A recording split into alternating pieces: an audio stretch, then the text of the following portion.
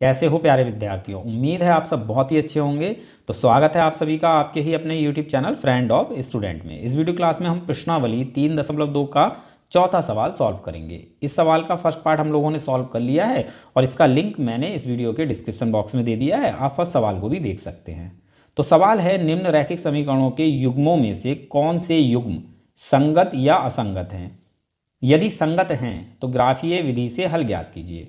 तो इस प्रश्न में हमें ये 4 रैखिक समीकरणों के युग्म दिए हैं, मतलब एक पार्ट में दो दो रैखिक समीकरणें दी हुई हैं, ठीक है। और हमें ये बताना है कि क्या ये रैखिक समीकरण युग्म, यानी ये दोनों जो रैखिक समीकरणें दी हुई हैं, ये संगत हैं या असंगत हैं, ठीक है। अगर इनमें से कोई भी रैखिक समीकरण युग्म संगत है तो ग्राफीय विधि से हम उसको हल करेंगे, यानी ग्राफ पेपर पर उसको हम हल करेंगे, ठीक है। तो देखो, संगत और असंगत हम कैसे बताएंगे? फर्स्ट पार्ट मैंने आपको समझा दिया है, एक बार फिर से समझा देता हूँ। तो संगत और असंगत को बताने के लिए हमें क्या करना होगा? इन रैखिक समीकरण युग्मों के गुणांकों की तुलना करनी होगी, ठीक है। और तुलना करके हम ये बताएंगे कि ये संगत हैं या असंगत हैं। तो चलिए सवाल को सॉल्व करते हैं। सारी चीज़ें मैं आपको अच्छे से डिटेल में समझाऊंगा, सवाल आपको समझ में अच्छे से आ जाएगा। सेकेंड पार्ट में स्टूडेंट्स हमें समीकरणें दी हैं x - y - 8 = 0। इस 8 की हमने साइड चेंज की है, ये बराबर के सोर था, इधर ये प्लस का था, साइड चेंज करने के बाद ये माइनस का हो गया, ठीक है। ये हमारी फर्स्ट समीकरण है। और सेकंड समीकरण है 3x - 3y - 16 = 0।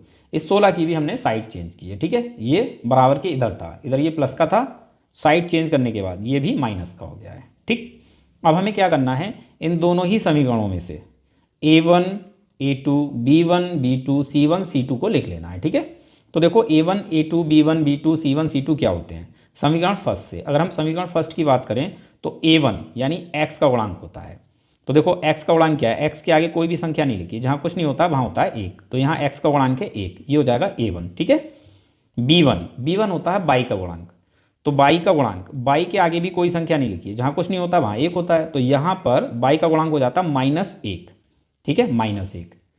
c1 होता है अचर पद, तो अचर पद है -8, ठीक है, ये हमारा c1 हो जाएगा। इसी प्रकार से समीकरण सेकंड से a2 यानी x का गुणांक, तो x का गुणांक है 3 समीकरण 2 में, ठीक है। तो a2 हो जाएगा 3। b2 यानी y का गुणांक, तो y का गुणांक है समीकरण सेकंड में -3, तो b2 -3। और फिर c2 यानी अचर पद, तो अचर पद है -16, ठीक है। हमने इनके गुणांकों को लिख लिया। अब हमें इनके अनुपात बना लेने हैं, यानी a1/a2 b1/b2 c1/c2, फिर तुलना करनी है, ठीक। तो a1/a2 ये हो जाएगा 1/3, क्योंकि a1 1 है a2 3 है, तो 1/3, ठीक है, कॉमा। इसी प्रकार से b1/b2 ये हो जाएगा -1/-3, -1/-3, माइनस से माइनस कैंसिल हो जाएगा, तो ये हो जाएगा 1/3। इसी प्रकार से c1/c2 ये हो जाएगा -8/-16, ठीक। माइनस से माइनस कैंसिल हो जाएगा, 8 1 8, 8 दूनी 16, तो ये हो जाएगा 1/2, ठीक है। ये हमने अनुपात इनके लिख लिए। अब इनकी तुलना करते हैं। तो देखो, a1/a2 1/3 है, b1/b2 ये भी 1/3 है, लेकिन c1/c2 ये 1/2 है। तो a1/a2 और b1/b2 ये दोनों आपस में बराबर हैं, लेकिन c1/c2 ये बराबर नहीं है। तो ऐसी स्थिति में समीकरण युग्म का कोई भी हल नहीं होता है और युग्म असंगत होते हैं, ठीक है। तो यहां हमें लिखना है,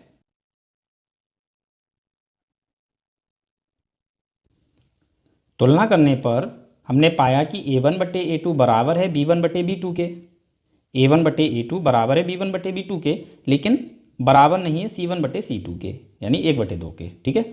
1/3 1/3 ये बराबर हैं, लेकिन 1/2 ये बराबर नहीं है, तो ये हमने तुलना करके पाया। अतः समीकरण युग्म का कोई हल नहीं है। जब a1/a2 बराबर हो b1/b2 के, लेकिन बराबर नहीं हो c1/c2 के, तो ऐसी स्थिति में समीकरण युग्म का कोई हल नहीं होता है और समीकरण युग्म असंगत होते हैं। समीकरण युग्म असंगत हैं, ठीक है। ये हो जाता है सेकंड पार्ट का आंसर।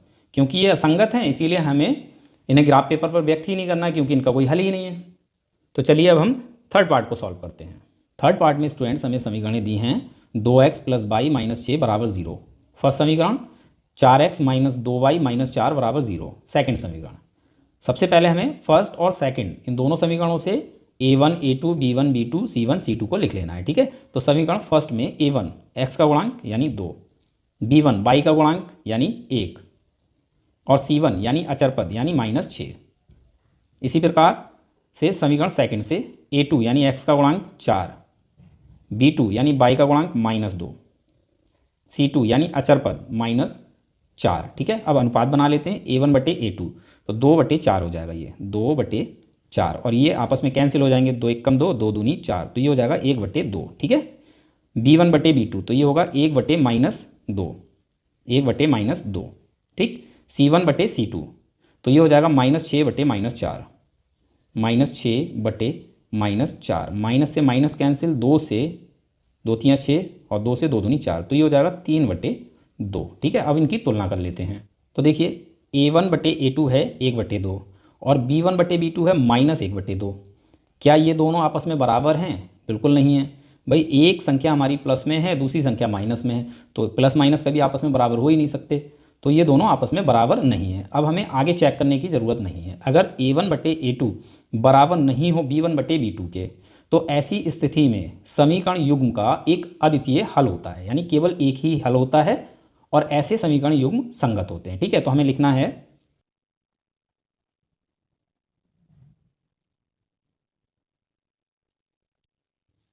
तुलना करने पर हमने पाया कि a1 बटे a2 बराबर नहीं है b1 बटे b2 के, a1 बटे a2 बराबर नहीं है b1 बटे b2 के, ठीक है। ऐसी स्थिति में समीकरण युग्म का एक अद्वितीय हल होता है और समीकरण युग्म संगत होते हैं। तो ये समीकरण युग्म कैसे हैं? संगत हैं, ठीक है। अब हमें ये संगत मिल गए हैं तो इन्हें हमें ग्राफीय विधि से हल भी करना है, यानी ग्राफ पेपर पर इन्हें व्यक्त भी करना है। तो इसके लिए हमें इन दोनों ही समीकरणों के कम से कम 2 हल ज्ञात करने होंगे, यानी x और y के 2 मान निकालने होंगे। तो सबसे पहले हम मान निकाल लेते हैं, ठीक है, फिर हम ग्राफ पेपर पर हल ज्ञात करेंगे। तो स्टूडेंट्स हमें इस तरह से 2 सारणियाँ बना लेनी हैं दोनों ही समीकरणों के लिए, ठीक है, और हमें x और y के 2 मान निकाल लेने हैं, ठीक। तो सबसे पहले समीकरण 1 के लिए हम x और y के 2 मान निकाल लेते हैं। तो मान हम कैसे निकालेंगे? हम अपनी तरफ से समीकरण फर्स्ट में x की कोई वैल्यू ले लेते हैं, ठीक है। तो समीकरण फर्स्ट में हम x की वैल्यू ले लेते हैं 0। अब इस 0 को हमें समीकरण फर्स्ट में रख लेना है। 2 गुणा x की वैल्यू 0 प्लस y -6 बराबर 0, ठीक है। 2 गुणा 0 0 हो जाएगा, प्लस y -6 बराबर 0। तो 0 को इसमें जोड़ो या मत जोड़ो, बात एक ही है। तो ये होगा y -6 बराबर 0, तो y बराबर 6 की साइड चेंज करेंगे, इधर हो जाएगा ये प्लस का, ठीक है।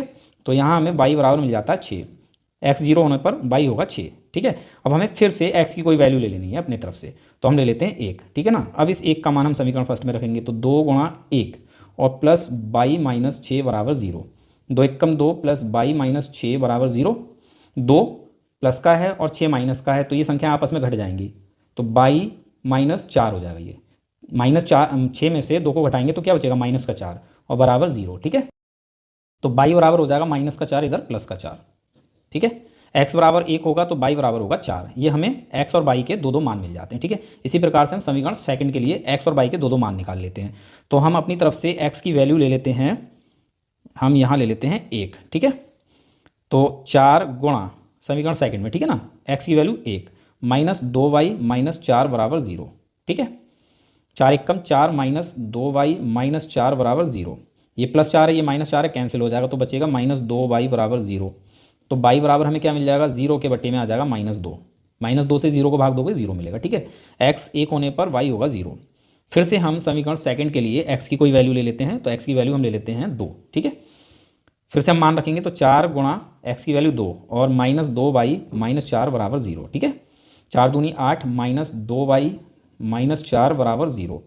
तो देखो 8 प्लस का है और 4 माइनस का है, तो 8 में से 4 को हटा देंगे, 4 बचेगा -2y और बराबर हो जाएगा 0, ठीक है। अब इस 4 की साइड चेंज कर लेनी है, तो यहाँ बचेगा -2y बराबर, ये प्लस का इधर आकर हो जाएगा माइनस का, ठीक।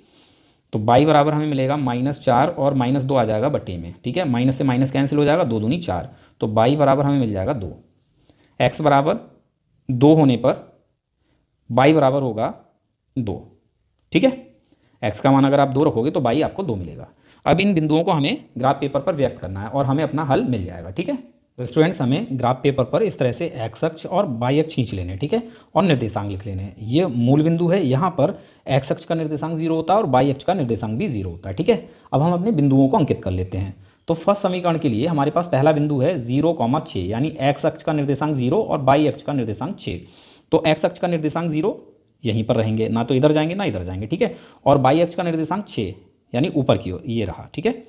ये हो जाएगा समीकरण फर्स्ट का पहला बिंदु, इसको नाम दे देते हैं ए और इसके निर्देशांक हैं 0,6। इसी प्रकार से हमें दूसरा बिंदु अंकित कर लेना है। तो दूसरा बिंदु होगा 1,4 यानी एक्स अक्ष पर 1 और वाई अक्ष पर 4, ये रहा। ये हो जाएगा समीकरण फर्स्ट का दूसरा बिंदु, इसको नाम दे देते हैं बी। इसके निर्देशांक 1,4, ठीक है। अब इन दोनों ही बिंदुओं को ए और बी को हम मिला लेते हैं। इस तरह से हमें इन दोनों बिंदुओं को मिला लेना है, ठीक है। ये आलेख है 2x + y - 6 बराबर 0 के लिए, ठीक है। इसी प्रकार से हमें समीकरण सेकंड के इन दोनों बिंदुओं को अंकित करना है, ठीक है। तो पहला बिंदु है 1,0, एक्स अक्ष पर 1 और वाई अक्ष पर 0। तो वाई अक्ष पर 0 का मतलब है वाई अक्ष का 0 निर्देशांक एक्स अक्ष पर ही होगा, ना तो ऊपर जाना है ना नीचे जाना है। तो ये हो जाता है पहला बिंदु, ठीक है। इसको हम नाम दे देते हैं सी और इसके निर्देशांक 1,0। इसी प्रकार से दूसरा बिंदु 2,2, एक्स अक्ष पर 2 और वाई अक्ष पर भी 2 यहाँ पर, ठीक है। इसको हम नाम दे देते हैं डी, 2,2। अब इन दोनों बिंदुओं को हमें मिला लेना है, ठीक है, सी और डी को, ठीक है। ये आलेख हो जाएगा सेकंड समीकरण के लिए 4x - 2y - 4 बराबर 0 के लिए, ठीक है। अब देखो इन दोनों आलेखों ने एक दूसरे को कहाँ काटा है, यहाँ काटा है। तो यही बिंदु क्या है, इस समीकरण युग्म का हल है, ठीक है। तो इसको हम नाम अपनी तरफ से दे देते हैं P, ठीक है। और इसके निर्देशांक क्या होंगे, देखो x अक्ष पर 2 और y अक्ष पर भी 2 यानी 2,2। तो यही हल हो जाता है, ठीक है। तो हमें आंसर कुछ इस तरह से यहाँ लिख देना है।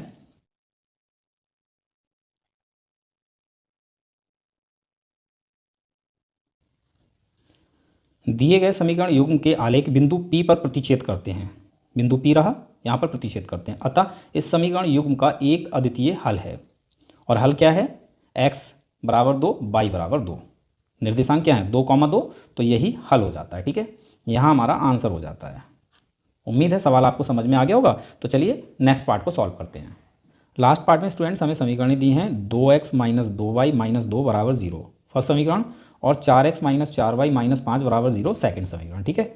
तो इन दोनों ही समीकरणों से हम a1 a2 b1 b2 c1 c2 लिख लेते हैं, ठीक है। तो a1 x का गुणांक यानी 2, b1 y का गुणांक यानी -2, c1 यानी अचर पद -2, ठीक है।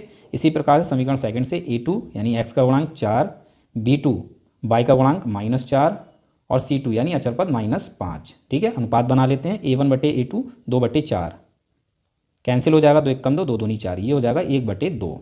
इसी प्रकार b1/b2 यानी -2/-4 -2/-4 माइनस से माइनस कैंसिल, 2 1 2 2 2 4, तो ये हो जाएगा 1/2, ठीक है। c1/c2 -2/-5 माइनस से माइनस कैंसिल, तो ये हो जाएगा 2/5। तुलना कर लेते हैं a1/a2 b1/b2, ये दोनों आपस में बराबर हैं लेकिन c1/c2 बराबर नहीं है। ऐसी स्थिति में समीकरण युग्म असंगत होते हैं, ठीक है।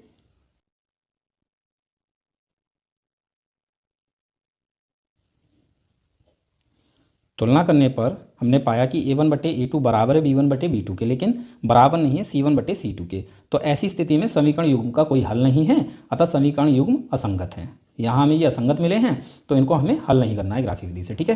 तो ये हो जाता है आंसर। तो यहाँ हमारा ये आंसर कंप्लीट हो जाता है। उम्मीद है सवाल आपको समझ में आ गए होंगे। मिलते हैं अपने अगले वीडियो क्लास में।